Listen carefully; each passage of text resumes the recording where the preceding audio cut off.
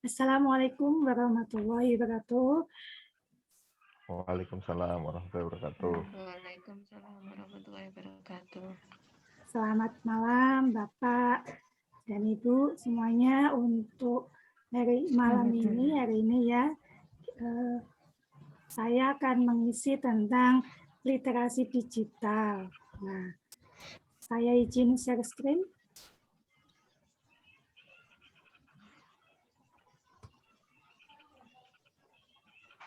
Sudah muncul ya Bapak Ibu? Sampun. Ya, Sampun.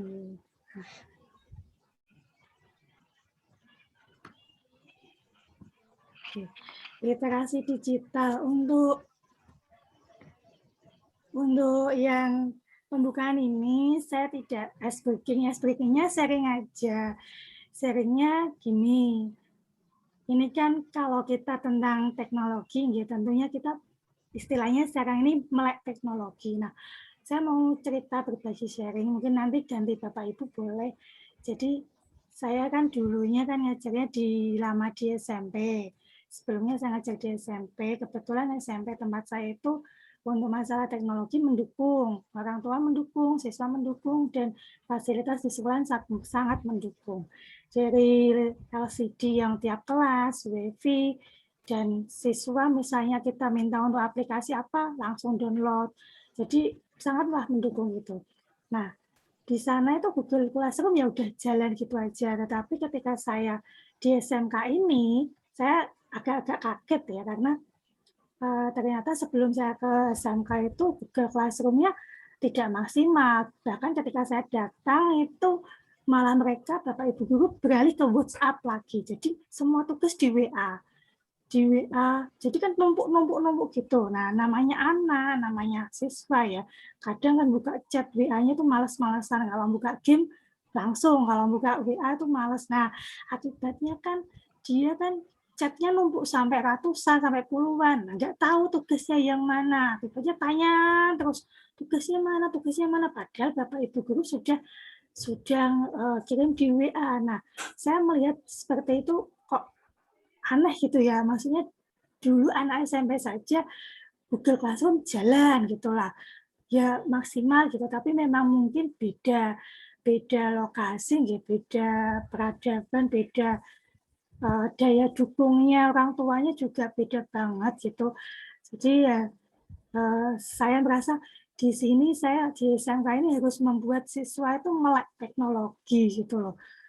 Jadi untuk yang tahun ini kebetulan kemarin kan minta saran gitu ke Bapak Ibu guru kayaknya tetap pakai Google Classroom. Padahal dulu katanya pernah pelatihan Teams, pernah ya. Terus kemarin Bapak pengawas juga minta kalau bisa pakai Moodle gitu. Tapi kembali lagi kalau dipaksakan pakai suatu aplikasi, siswa alasannya HP-nya full, nggak bisa nginstal dan sebagainya. Jadi kan malah menyusahkan kita sendiri. Jadi yang ada di sekolah saya itu seperti itu, Bapak Ibu. Jadi saya mulai membuat supaya anak tuh melek teknologi, dan kemarin saya membuat suatu memanfaatkan Google dengan Google Site-nya, Google Site namanya. Google Site itu kayak website tapi gratis. Jadi saya memang masih pakai WA, tetapi untuk materi sebagainya saya simpan di website itu. Semacam website tapi gratis. Nah, nanti mungkin di akhir saya bisa tunjukkan sedikit cara menggunakannya. Mungkin Bapak Ibu nanti bisa memanfaatkannya. Jadi siswa tidak perlu menginstal aplikasi, tetapi langsung searching di Google langsung udah muncul langsung muncul nanti. Jadi Bapak Ibu bisa menambahkan YouTube, bisa menambahkan modul, bisa menambahkan kuis, tetap pakai Google Form tapi lebih tertata rapi gitu. Ya, ya. Mungkin itu yang bisa saya sharingkan. Mungkin Bapak Eris atau Bu Yuli gimana tentang melek teknologi di sekolahnya masing-masing, apakah hanya sekolah saya yang seperti itu atau mungkin sama? Ya, monggo kalau mau berbagi. kalau saya di sekolah saya menggunakan pernah Teams, Microsoft Teams, cuman berat Jadi ketika menggunakan PAT pasnya itu berat, terus kembali lagi ke Google Classroom. Di Google Classroom kita sudah pakai akun G Suite. Jadi saya kebenaran menjadi admin, super admin. Jadi di Google Classroom. Jadi kita sudah bisa 1 juta user. Jadi belakangnya SCHID, berarti SMKN 2 Selawi menggunakan SCHID. Kendalanya yang tadi sama sampaikan karena kita siswanya SMK yaitu kepedulian. Sebenarnya memang paling bagus yang kita gunakan yaitu yang LMS ini. Cuman kalau LMS itu biayanya kayaknya agak mahal ya. Jadi mungkin bisa puluhan juta untuk LMS itu. Hostingnya karena hostingnya. Itu di sekolah saya. Jadi di Classroom masih terus perbaikan.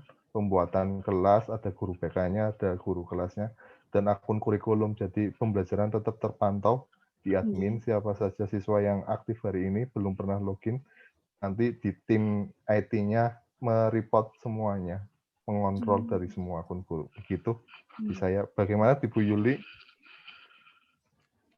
Kalau di tempat saya itu semua kan dikendalikan oleh kurikulum ya. Dan Ya. kita menggunakan, kalau dari kurikulum sendiri menggunakan yang paling mudah dijangkau oleh anak-anak, disepakati Google Classroom begitu ya. Cuma memang dari Google Classroom sendiri masing-masing guru mapel itu memberi memiliki kebebasan sendiri untuk mengembangkan gitu ya. Ada yang menggunakan YouTube, ada yang Moodle dan lain sebagainya. Tapi kalau saya pribadi ya Google Classroom itu cuma kadang kan ini ya, anak itu mengumpulkan tugas. Saya kerepotannya gini, kalau anak mengumpulkan tugas lebih dari 1 minggu, terus harus membukai Classroom lagi, itu kan saya kerepotan. Sehingga memang saya kasih batasan bahwa maksimal pengumpulan 1 minggu. Cuma kan memang meskipun diberi batasan maksimal 1 minggu, itu kan tetap masih banyak sekali yang belum mengumpulkan. Akhirnya yang lewat 1 minggu wajib mengumpulkan lewat WA. Sehingga saya memang menyimpan nomor siswa yang saya ampu. Sehingga ya ada riwayatnya dari semester kayak ke tahun kemarin semester 1 sampai sekian gitu. Tidak saya hapus gitu ya, sehingga ya itu terekam semua jejaknya begitu, dan saya lebih mudah karena melihat ketika ngeklik anak-anak nge-share hasil pekerjaannya itu kan lebih mudah lewat HP begitu daripada kalau di Classroom itu nanti diperbesar kadang pecah atau gimana itu gambar tulisannya begitu saya kesulitan, dan saya bisa mengetahui itu benar-benar tulisan dia atau enggak. Kadang kalau di Classroom kan saya ini hanya lihat link gitu kan, mau ngoreksi juga tulisan dari teman yang lainnya kadang kurang bisa memahami gitu ya. Kadang kan cuma copy paste punya teman atau gimana, meskipun sudah saya siasati setiap halaman wajib diberi nama kelas begitu kan. Itu seperti itu. Masih menggunakan yang sederhana, Bu. Karena juga kita di wilayah yang pelosok begitu ya. Kalau mau menggunakan yang lebih kayaknya juga siswanya memiliki keterbatasan begitu ya. Dari sinyal, dari HP yang mereka miliki kadang kan tidak support juga begitu. Terima kasih sharingnya Pak Haris dan Bu Yuli. Ternyata sama gue. Jadi memang kemarin ya enaknya kalau pakai WA itu saya punya rekamnya. Jadi yang ngumpulin dari awal dan yang tidak sama sekali belum pernah kirim tugas ke saya tuh kelihatan. Jadi chatnya kan kelihatan, cuma baru Assalamualaikum Bu, cuma baru gitu. Padahal yang dulu yang sudah ngirim banyak itu udah numpuk gitu. Jadi enak sebetulnya. Tetapi ya mungkin kurang terorganisir lah gitu. Siswa itu tanya terus tugasnya. Gitu. Jadi ya tidak mau kita sebagai guru yang membuat siswa itu gimana melek teknologi, dan teknologi itu harus dihadapi secara positif, bukan malah menghindarinya gitu ya. Kita lanjutkan. Literasi digital itu adalah pengetahuan atau kecakapan dalam menggunakan media digital dan alat komunikasi atau jaringan dalam menemukan, mengevaluasi, menggunakan, membuat informasi, dan memanfaatkannya secara bijak, cerdas, cermat, dan tepat, serta tidak melanggar hukum. Itu definisi dari literasi digital, sehingga ya karena ada undang-undang ITE, jadi tetap dalam menggunakan kemajuan teknologi itu harus diingat-ingat bahwa ada undang-undang yang mengatur bahwa kita boleh begini, boleh begitu, jadi ada batasannya. Terus literasi digital ini penting karena bisa membuat seseorang untuk mampu berpikir kritis, kreatif, inovatif. Kemudian memecahkan masalah, kemudian dengan komunikasi yang baik, maka literasi digital bisa membuat sesuatu lebih lancar, lebih berani untuk berbicara gitu ya. Dia juga bisa berkolaborasi dengan lebih banyak orang. Nah, sebetulnya manfaat literasi digital apa sih gitu? Kalau menurut Bu Yuli manfaatnya apa ya? Dari segi pendidikan mungkin?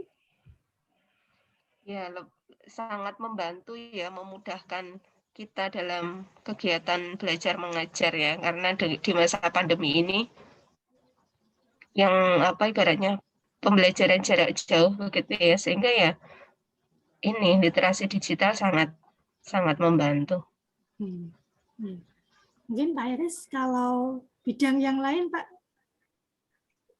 Manfaat literasi digital, kalau saya banyak sekali ya karya kita membutuhkan informasi, kadang kita mau tutorial apapun kayaknya di YouTube ada itu, jadi sangat membantu sekali. Kalau zaman kita kecil nggak ada, cari di Google jawaban, cari di YouTube caranya buat apa, atau mau tanya kandungan vitamin yang ada di buah jeruk itu apa aja gitu, nggak ada. Tanyanya ke orang tua, kalau tanyanya ke bapak atau ibu. Kalau ada soal nggak tahu di buku nggak ada, tanyanya ke bapak atau ibu. Kalau bapak atau ibu bilang jawabannya A, yuk A gitu, nggak bisa nyari ke Google, ke YouTube, apalagi gitu kalau zaman dulu ya. Jadi sebetulnya dipermudah, tetapi nggak tahu kenapa anak-anak sekarang tuh malah males gitu ya. Males nyari gitu loh. Alasannya banyak gitu. Kalau untuk nge-game nggak ada alasan. Tapi kalau untuk disuruh nyari di Google aja mungkin malas gitu. Nah, untuk manfaat literasi digital ini ada yang antara lain udah menghemat waktu ya. Nah tadi ya, menghemat waktu bisa dilakukan kapan saja, nyarinya cukup di internet. Terus hemat biaya, ya hemat biayanya karena kan tadi di Google biayanya ya itu kuota itu, tapi kan tidak mencari-cari, tidak usah membeli buku yang tebal atau mungkin harus ke perpustakaan yang harus perpustakaannya besar. Nah gitu. Terus jaringannya juga luas karena misalnya ada sosmed itu ya, itu kan nambah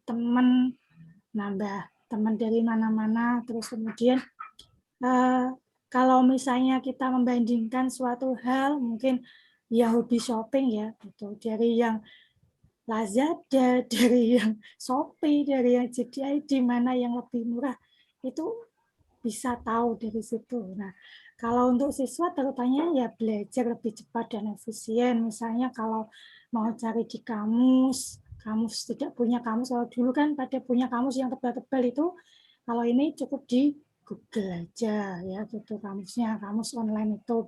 Kemudian dapat informasi, terus ramah lingkungannya menghemat kertas karena kan apalagi ada modul digital juga ya. Sekarang bisa Bapak Ibu guru bisa buat modul yang seperti buku, jadi tidak perlu mencetak, tapi siswa dari HP bisa membuka modul itu. Kemudian memperkaya keterampilan, membuat percobaan sains ya bisa juga gitu.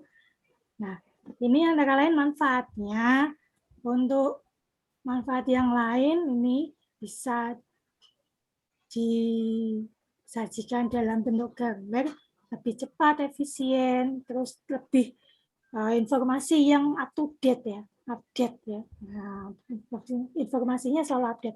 Ada jalan tol yang ditutup. Nah, begitu ada info di berita itu langsung tahu. Nah, tanpa nggak ketinggalan info lah gitu. ramah lingkungan tadi sudah, memperkaya keterampilan, membuat keputusan yang lebih baik. Nah, tadi ini antara lain manfaatnya yang kita rasakan karena adanya literasi digital.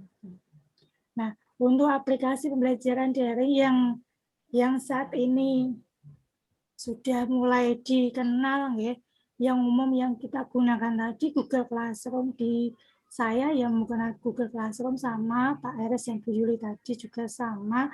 Mungkin kalau di saya tadi bisa menimba ilmu dari Pak Eres tadi ya, kalau dari segi absen mungkin tim IT-nya yang mengunggah mengupload mengatasi hal-hal itu tim IT gitu. Jadi tetap panduan, tetap dikondisikan dari sekolah. Kalau yang sebelumnya semester kemarin itu saya tahu itu Google Classroom tuh gini, Bapak Ibu guru tuh masing-masing punya Google Classroom. Jadi siswa punya 11, kalau misalnya 11 mapel ya 11 classroom gitu. Jadi ada yang alasan dia nggak masuk Google Classroom tuh, jadi berkali-kali tanya kodenya apa, kode Classroom apa kayak gitu. Saya yuk kaget lihatnya. Nah, untuk yang semester ini kemarin kita sepakati satu anak ya punya satu akun, jadi gurunya yang agak dipersulit memang. Tapi kan anak tidak terlalu punya banyak gitu loh. Dan memang mungkin ya guru dipersulit ya karena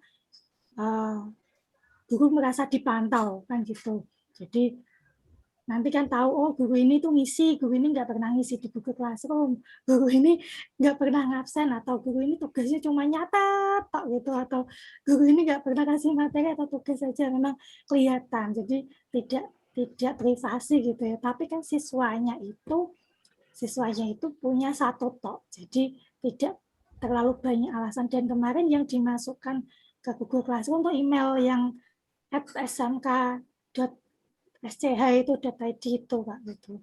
Sama kayak Pak Eres, cuma mungkin kita belum memanfaatkannya semaksimal mungkin kalau menurut saya. Terus sekarang ada YouTube, jadi dengan munculnya pembelajaran daring itu Bapak Ibu guru banyak yang jadi YouTuber ya sekarang itu. Ya, mau nggak mau atau mungkin lebih enaknya gitu ya. Jadi nanti siswa dikasih link nonton YouTube gitu. Kalau Moodle ini mungkin membutuhkan ya biaya untuk membuat Moodle, dan siswa juga HP-nya harus mumpuni gitu ya. Kalau diinstal Moodle gitu ya. Kemarin Bapak pengawas dari SMK ke sekolahan mintanya malah kalau bisa pakai Moodle gitu. Tapi kayaknya di sekolah alasannya ke siswanya sih kita. Kalau mungkin biaya pembuatan mungkin masih bisa diusahakan, tapi kalau siswa alasannya HP-nya nggak bisa install malah nanti jadi masalah yang berkelanjutan gitu ya. Kalau LMS ini bagus sebetulnya, tapi mungkin cenderung lagi tadi seperti pendapatnya Pak Eris ya, LMS nanti biayanya mungkin jatuhnya lebih mahal. Sebetulnya lebih enak aksesnya, materinya, videonya, konsepnya lebih teratur gitu kalau LMS. Terus Google Meet sama Zoom ini untuk sarana ketemu dengan siswa secara virtual, jadi tidak hanya di Google Classroom yang ngasih tugas, ngasih catatan, ngasih materi gitu aja, tapi bisa diselingi dengan Google Meet atau Zoom. Untuk tambahan-tambahan lain mungkin ada yang sudah pakai Canva gitu ya, ada yang pakai Google Sheet. Nah, ini saya coba bagikan yang kalau mau pakai Google Sheet. Oh, ini saya nggak bisa minimas kalau. Nah, ini coba. Nah, yang ini ini saya share screen. Caranya mau pakai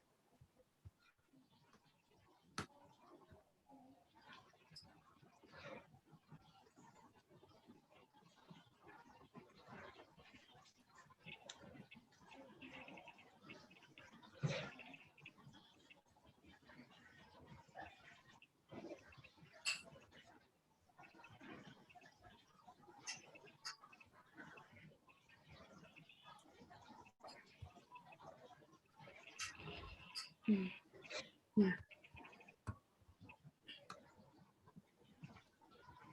kalau kita mau Google situ yang ini, Pak. Tinggal masuk aja,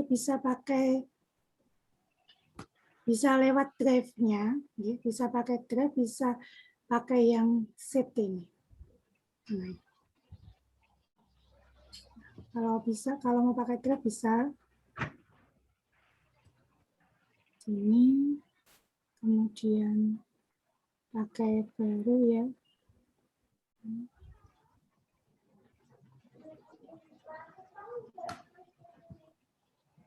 Ini pakai yang Google Sheet. Jadi memanfaatkan semacam websitenya Google, tetapi gratis di sini. Nah, ini tinggal kita bisa kayak membuat website beneran ya. Jadi halamannya kita bisa atur. Ini bisa lagi kasih halaman misalnya untuk materinya. Nah, jadi nanti munculnya di sini. Ini halaman muka, misalnya halaman muka, halaman utama beranda mungkin ya. Nanti bisa lagi ditambah mungkin soal-soal. Jadi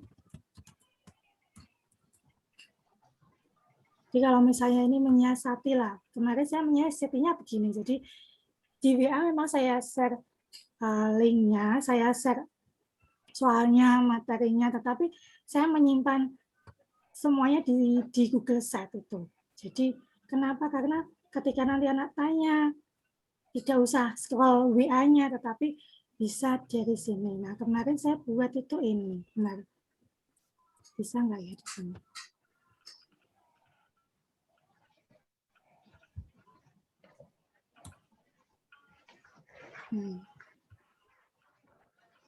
Masih belajar sih. Kemarin nggak gini. Jadi ini sekolah saya di pinggir dekat pantai, ya. Dekat pantai memang, dekat objek wisata pantai. Kemudian saya buat presensi di sini, presensinya ya masih bantuan Google Form, tapi bisa dimasukkan ke sini sekalian gitu. Jadi ketika mereka akses bisa presensi sekalian. Untuk materinya kemarin saya buat cabangnya gini, modul sama video. Untuk modulnya ini kemarin saya buat dengan bantuan tim sekolah itu. Jadi saya pakai flipbook, ya flipbook itu dia bisa dibuka gitu kayak buku.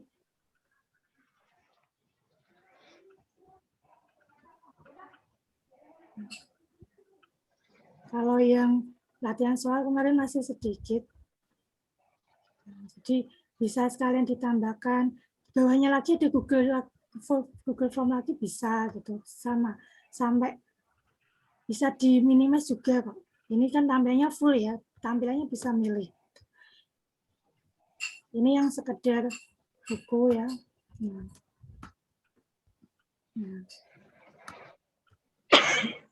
Jadi bisa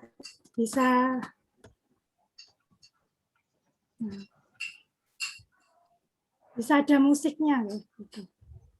Nah, bisa dikasih musik gitu modul itu. Nanti malah kalau siswa malah dengerin musiknya, nggak lihat modulnya malah.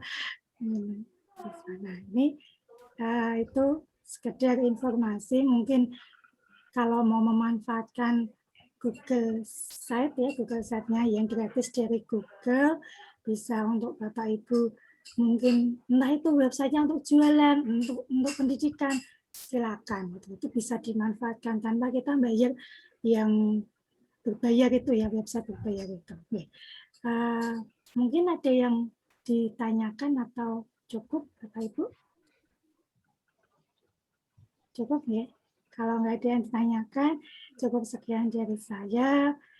Semoga bermanfaat. Assalamualaikum warahmatullahi wabarakatuh. Waalaikumsalam warahmatullahi wabarakatuh.